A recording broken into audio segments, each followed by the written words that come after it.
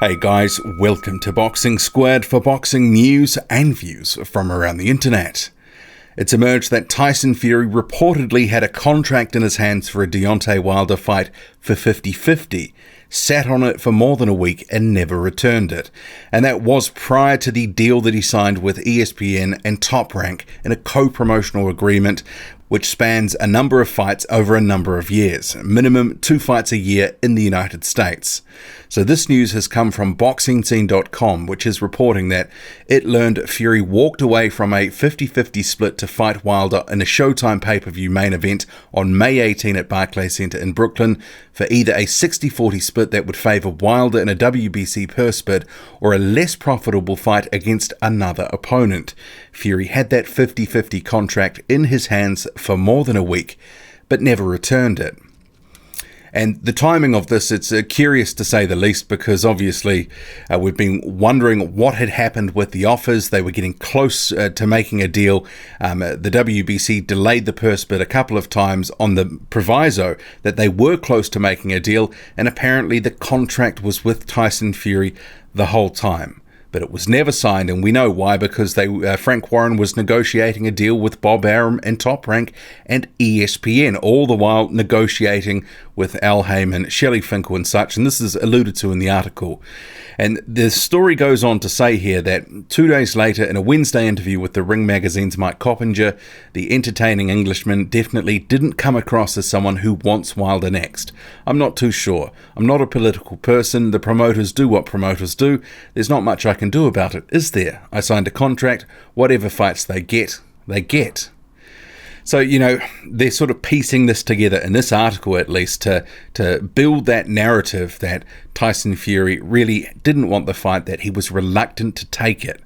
And I guess given that Bob Arum has said publicly that he was potentially looking for an interim fight before a Wilder rematch with this new deal that Fury's on, it sort of is starting to build up here. But I'm not going to cast too much judgment just yet, because the article, it is a bit slanted to look like Tyson Fury doesn't want the fight. And you have to wonder, with the timing of this, given what's happened, where did this information come from? And what was the purpose for it? And it's obviously to get it out there that the deal was almost done, what the deal was and how it's gone down, to cast Fury and Frank Warren in a bad light. I mean, that's the way I can look at this, given the timing of this and the detailed nature of this very specific information, which could have only been known by a small number of people.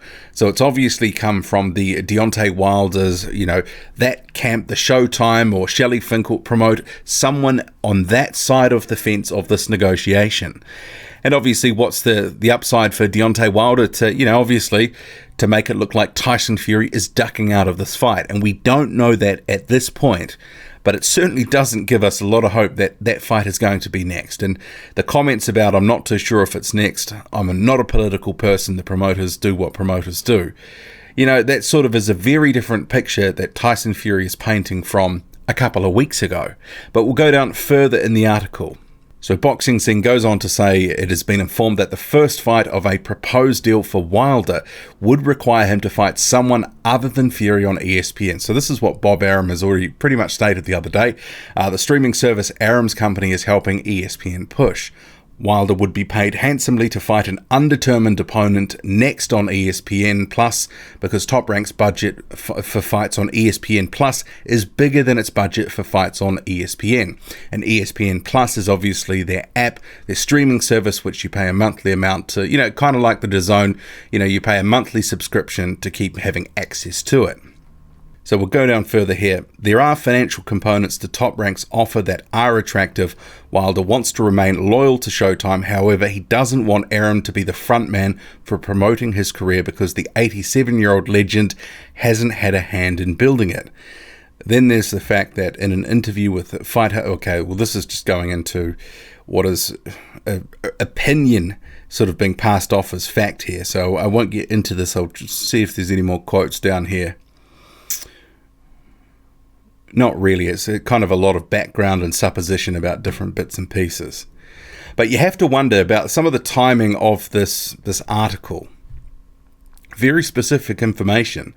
It is cast in a way to make Tyson Fury look bad, and the fact that he did have a contract in his hands, for more than a week. It was a 50-50 deal. And remember, Frank Warren had it very publicly at that press conference towards the back end of the BT event that was held the other day, said that they wanted to have more power and leverage and some parity for these negotiations for the rematch. But 50-50 split, isn't that kind of what you want? That's not unreasonable in this event. So, while the timing of this, I'm going to call it a leak because it is a leak, it's a bit curious. It is designed to do a certain thing and paint Fury in a bad light here.